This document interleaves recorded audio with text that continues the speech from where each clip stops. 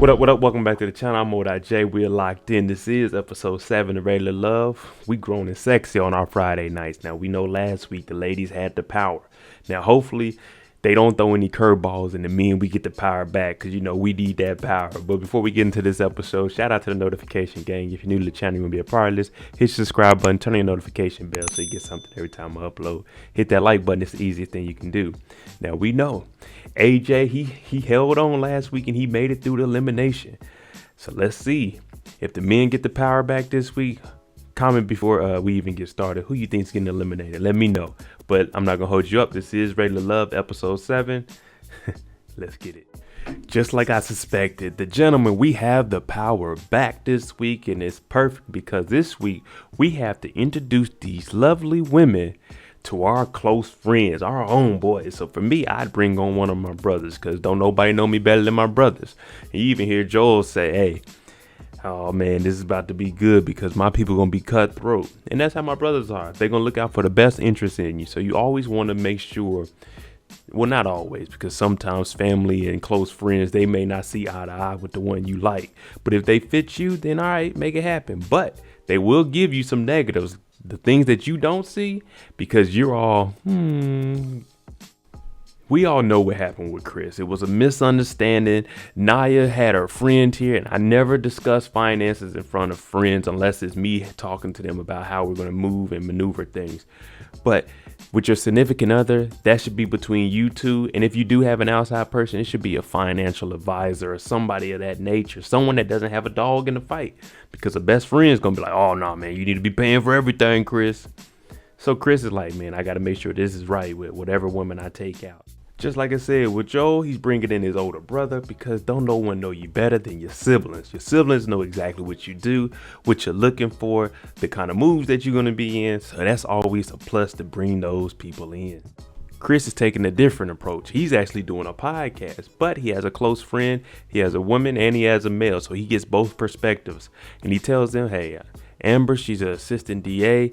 So this is going to be a good one. This is going to be the moment for Chris. We haven't really seen him a lot, but this would be a moment that we get to actually see Chris being Chris, because you know last season he had to be a little bit different. It didn't work for him. Miss V and Joel. Now we know that these two, they have one of the best relationships that we've seen on this show. So their connection is real good. She comes on through, but now let's break it down and see how this little date's gonna go with 3 people grilling her. We all know that they're in the process of actually getting to know somebody and actually taking it to the next level. For her, she's already saying, I'm focused on Joel. I'm not worried about anybody else, but I am territorial. And they're like, yeah, we understand that. Now, the guy in the corner was looking like, territorial? Nah, we ain't gonna have that. Not this early, at least.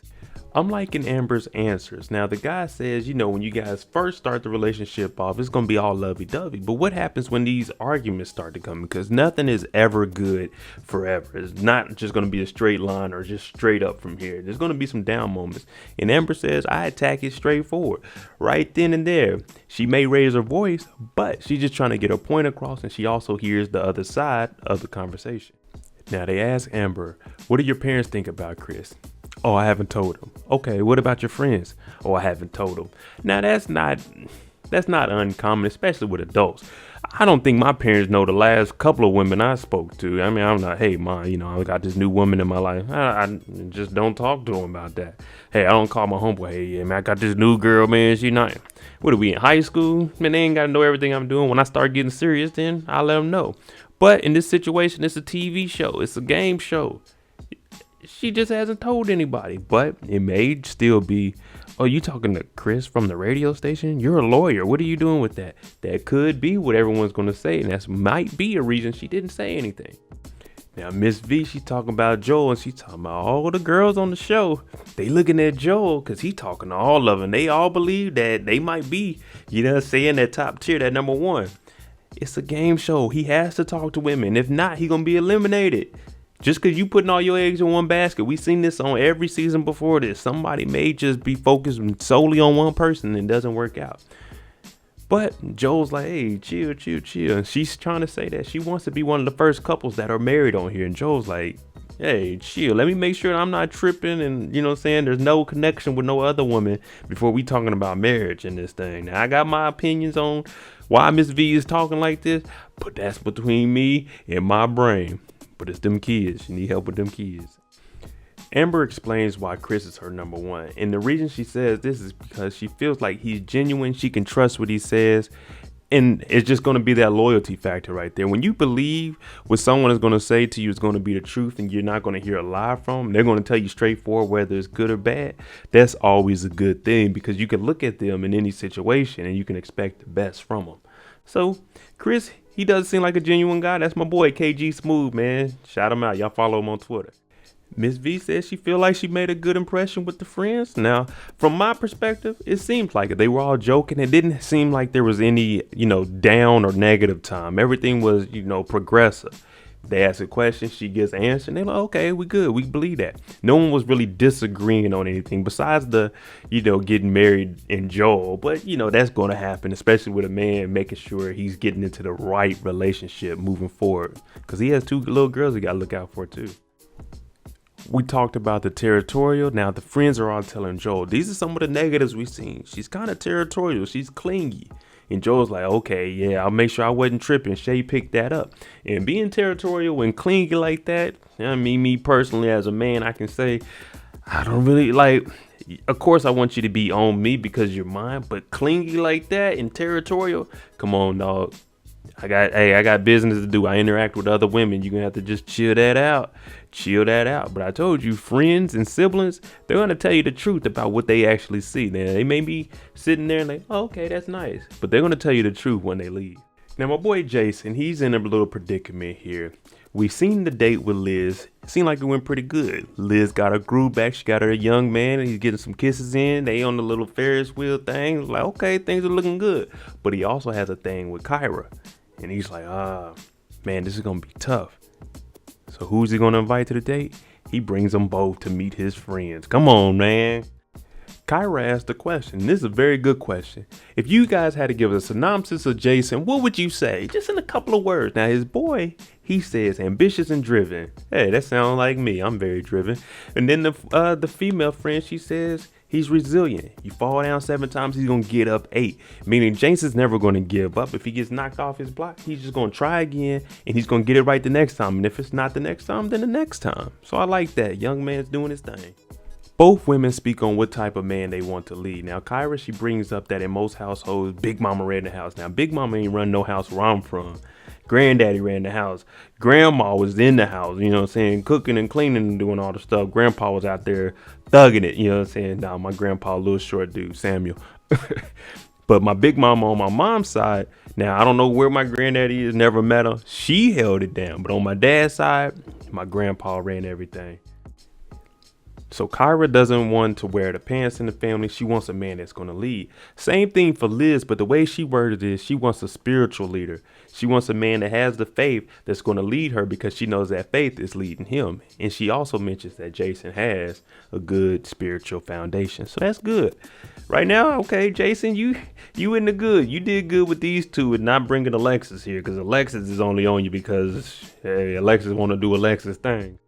They asked Kyra, where does she see herself in 5 years? And for Kyra, she has her business and everything going together. So for her, being married in 5 years is one of her check it off the list. That's what she wants, to be married in 5 years. She also says within 5 years, you'll know if you want to marry somebody. I don't know if Jason's even thinking about marriage, but that's good. She knows what she wants. She already has a career in place. So finding the right man to move forward and grow old with is good. She also says that the friends, they seem cool, but they may be a little too cool. Did Jason date her? Now, me personally, I don't have too many attractive female friends unless I worked with them or I was in the military with. Because if they're attractive, man, I'm sorry. I'm going to try to get at them. And if it don't work, then hey, we don't, you know what I'm saying? There's no point of being around each other. No, I'm just joking. Now, this is expected. Jason is 36, I think they said he was. So his friends are, 30s, mid 30s. They're like, Kyra, she's cool, down to earth. Now with Liz, it was a little bit different, but we know Liz is older. So this generation, we wouldn't, you know what I'm saying? We normally wouldn't be around Liz unless it's a work environment or like, you know, just an elderly. I won't say elderly because that makes it seem old, but y'all get what I'm saying. I'm 35 years old, so me really dating a 40-year-old really isn't likely. You know what I'm saying? I'm probably like, you know what I'm saying, 35 to 30 is my range. AJ and Kyra. Now, Kyra's going on a lot of dates. They get to meet AJ's friend. He has a male and a female friend. And what they're doing first is they're playing 2-on-2 volleyball. Now, I get out there and play that volleyball. I get a little competitive. And you can tell that AJ, he was kind of trying to win, but they end up losing. The friends, they come in and they just break it down quick. No. Let us ask something about you. So tell us a little bit about yourself. She's like, I'm 34, no kids, I'm an attorney. And they're like, okay, cool. You know what I'm saying? A well-established woman. Then they ask, what's the last book you read? And she's like, book? She flips it on them like, no. Some of the women say that AJ isn't, we don't think he's ready for love. He's a playboy. And the friend, he says what any friend's supposed to say. Nah, AJ, he's ready for it. He's ready. This is what he's been looking forward to in life. He just hasn't found that right woman. That's the perfect answer. Fellas, always big up your brother. Always. AJ even makes a joke. Dang, why ain't I let all the women meet y'all? Y'all doing a hell of a job bigging me up. And Kyra talking about, why you need to meet all the ladies? I told you, big up your brothers, people. Big up your brothers. We got to keep the black men looking good in this community. That's what we got to do. And a good thing about this is Kyra gets to see more than just AJ. You get to see how he acts around his friends, the friends that he keeps. So this is going to show you the overall picture, not just what AJ is showing you. And even AJ says he's glad that she met his friends because this goes ahead and kills the narrative of all the stuff that she's heard about him. Oh, he's a playboy. The people that are around him the most are saying, no, he's actually ready for love. The first thing they notice is that Kyra, she kind of has her guards up, but that's given with anybody. When you're going into any relationship, you're usually going to have your guards up until you make sure that it's right. You got to get to that comfortable spot where it's like, okay, I can let my guards down. I can open up a little more. But his friend does say, hey, it does seem like she's interested in being with you. That smile does seem genuine.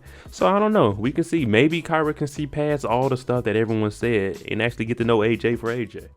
Now, I'm not going to lie to y'all. In the beginning, I didn't think Ronald was going to last this long. But Ronald, he surpassed everybody. He's holding on and he's slowly but surely climbing up the ladder to the top people that might make it to the top 3. And tonight he has a date with Chrysanthemum and Alex. And he has 2 friends with him.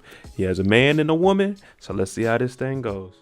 We got a little bit of hating by Miss Fly. Miss Fly talking about, what is Chrysanthemum wearing? She got a jumpsuit, a whole suit on with holes in it. Ain't nobody said nothing about all them outfits you've been wearing all season, but that's neither here or there. But fellas, listen to me carefully. Chrysanthemum has that hand all on this man's thigh. Be careful when this happens. She is distracting you. Now you need to listen closely and filter through the BS. Don't think with that head. Think with this head, because this is a clear distraction here. She is trying to win and stay. Now Ron's homeboy, he ain't hearing none of that. He know Chrysanthemum ain't there for him, and she talking about, what you want? He's like, man, the hell with that. It's free drinks in here. Shot. He like, man, I'm about to take advantage of this. It ain't looking good for Alexis. Now they ask Ron, he's always traveling. He might just be like, all right, I'm not gonna be here this week and I'm out. So they ask Alexis how she feels. She's like, I'm a woman of order. You know, I have to actually plan stuff out before I go do that. But I'm not against it. I just have to find somebody, you know, to watch my son if that was to pop up. They ask Chrysanthemum the same question. She looks at him like, oh, I'm a flight attendant. That's easy. That's nothing. We going somewhere? Let's make it happen. Matter of fact, we can fly for free. You know what I'm saying? So for Alexis, it's not looking too good. They start asking Chrysanthemum questions. Now, Chrysanthemum, she obviously doesn't do good with this. And we know from previous episodes, she does seem a little selfish and a little, you know what I'm saying, stingy with everything she has. Now, they ask her, is she open for kids? She's like, well, yeah, I'm open for it. It's yes or no. If you open for it, that most of the time means no. That's if it happens, it happens. But he says, how do you feel about holidays? Can you cook? And that's when she says, we don't get an answer from it either. They cut it. But that's when she says, oh, I'm not good with interviews. I just want to let it flow and let it be natural. Well, a conversation is a question to you and then an answer back. That's a conversation. And you're here meeting the friends for an interview type situation. But she's like, well, that's my time. I got to go. Ron trying to validate their relationship. That's our relationship. We don't talk much. We just understand each other. Nah, that's just sexual chemistry there. That's just, hey, man, when we get around each other, we have some fun. But once we're apart, hey, we just go our separate ways. Man, I know the situation. We've all been there before. We all have somebody that you were once, you know what I'm saying? Y'all meet up, it's good. We have a good time. Whatever happens after that, it does. But you going about your life. It's nothing serious. Now they asked Alexis, hey, would you be open for more kids? She's like, oh yeah, but just one more. I don't know how many Ron want, but just one more. Cause I'm tired of playing monster trucks. I'm a girl. I need all this. So she jumping on Ron, you know. This would be the father figure in the relationship to help with her son also. Then they asked, how does she feel about female friends? And she's like, oh, I'm a good woman. I believe in whatever I have with my relationship with the man. So I'm not really worried about that. My only thing about this with kids, I don't knock anybody, women with kids, because my sister has 2 children. But me personally, I'm not, you know what I'm saying, I don't, at this moment in life, the way I'm living, I don't really want any kids around me. You know what I'm saying? I just got too much going on that I really can't change my schedule for a child. Both of the friends, they both like Alexis. I like Alexis and I like her answer. She had confidence, and that's always what you want. She knew how to answer the questions respectfully and gave the right answer. But for Ron, the thing is, him and Chrysanthemum, he travels, she travels. They have a lot in common, and they don't have anything that they're tied down to, such as a child or anything.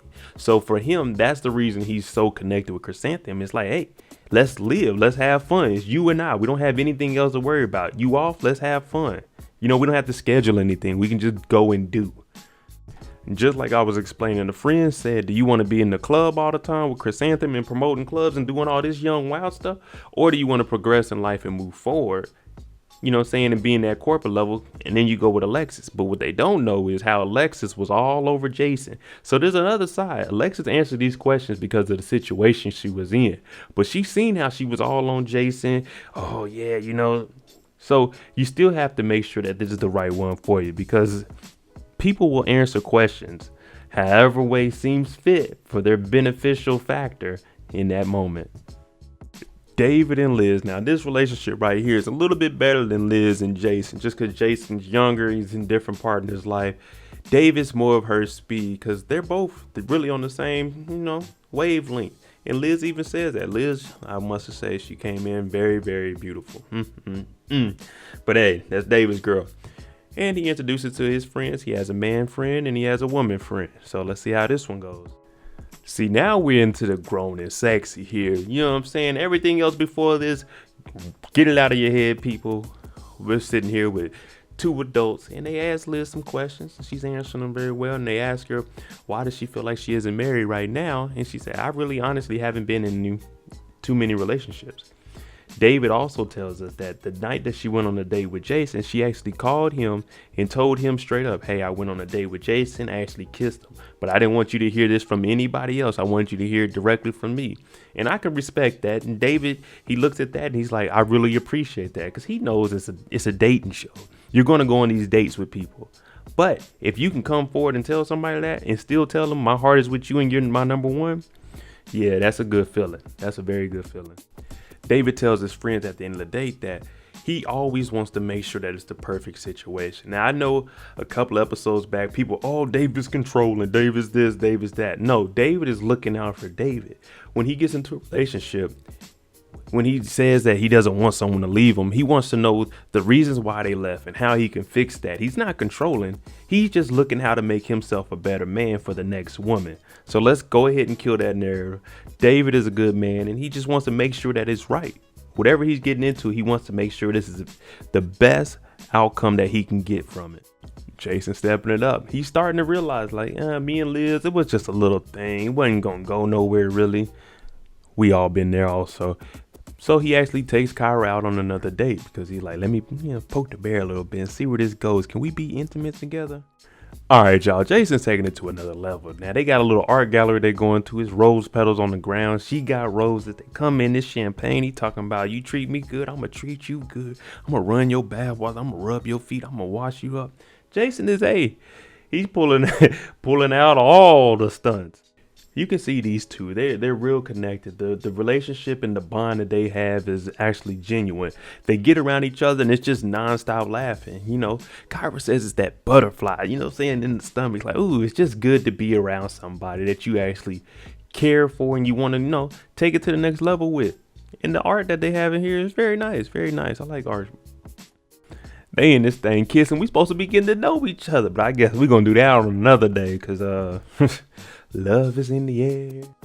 Oh, here we go, man. So Kyra says that everything between her and Jason is real good. You know, they really feeling each other, but her and AJ, they really started to click. And now she's kind of confused on which way to go. And you hate to be stuck in between two people that you're interested in, because you got to pick one, but you don't want to hurt the other one. So I don't know who Kyra's going to go with. AJ still got the Playboy vibes. Jason's out here showing the romantic side. We going to see. Tug of war.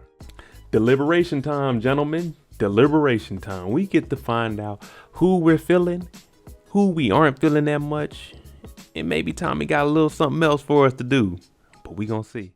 Now we got a little twist here. We know that Joel and Miss V, they been, you know what I'm saying, they been hitting it off. They had the breakfast together. She came and met the friends, but he's saying, you know what? I'm kind of feeling Kyra. Now we know Kyra done already went on 2 dates. She's already torn between AJ and Jason. Oh, brother. Even Chris was like, man, I'm flabbergasted. And one of the reasons for this is Joel feels like there might be a little controlling going on between Miss V and him. He feels like if he get in the situation, she's going to be too territorial and try to, oh, Joel, you can't do this. You need to do this. Don't do that. You can't be hanging with them. So he's like, man, I'm kind of iffy on that. Here we go. Now, I don't know if this is scripted or not, but they like, David, you got to pick one and one to go home with. He's like, I can only go home with one? Well, all right, I'm going to go home with just one. Now, you would think it would be Liz. These two been hitting it off, but he puts his hands on AJ and Joel's shoulder and says, I guess we all going home with Kyra. And Jason's like, what in the world are y'all doing? That's 4 people. 4 people on Kyra. Girl, you doing something. You are doing something. And we said that we respect Liz for telling David that, you know, I went on a date with Jason and we kissed. But also it's like, well, if you really into me like that, then you would have went on that date, but you wouldn't have been out there kissing. And for David, that's like, nah, I'm good. I'm going to go with Kyra on that one. The next one on the list that they aren't feeling, freaking frat, or should I just say frick, or was she frat? I don't know which one she was, but Joel said she asked me about my daughter and would I have any time for her? Like, dang, I got kids, you know, I got to make sure my kids are straight before you. And then even Chris says, man, she's only worried about herself. But we knew that from the beginning. She had Stacy as like her little henchman. It was all about Chrysanthemum. She's not ready for no relationship, and Chris said that. For Ron, on the other hand, Ron's like, that ain't the Chrysanthemum I know. Shoot, we good. When I call, she answer. When I'm like, let's do something, she answer. That's because you two are on the same wavelength. Like I was saying, you got the free time. You can travel whenever. That's her lifestyle. She travels whenever. If she ain't working, then she can just hop on the plane and go wherever. So you two are going to connect. And maybe she wasn't giving the other men play. But, I mean, I agree with Ron. If that's the way she lives, then that's the way I live. Let's make it happen. First up is Liz and Ron. Now, Ron comes out. He's talking to Liz. They're saying, well, we're going to get a couple of drinks. But people were saying you kind of were like stiff. You weren't, you know, you wasn't really as open as everybody else. And she's a little bit older. So she's like, I'm more reserved. But I did open up my heart to people and gave you guys a chance. So she feels kind of, you know, attacked. But I wouldn't even say attacked because it's a dating show. It's the same thing that happened when you had the power. You were saying what the men didn't do that you didn't like, and they're just telling you what they seen in you that they didn't like. So you really can't get mad about anything. And then we have Chris and Chrysanthemum. And they're talking about how Chrysanthemum, some of the guys were hitting you up. You know what I'm saying? You weren't replying back fast, or sometimes not even at all. So you weren't showing any interest in anybody, and it seems like you're self-centered.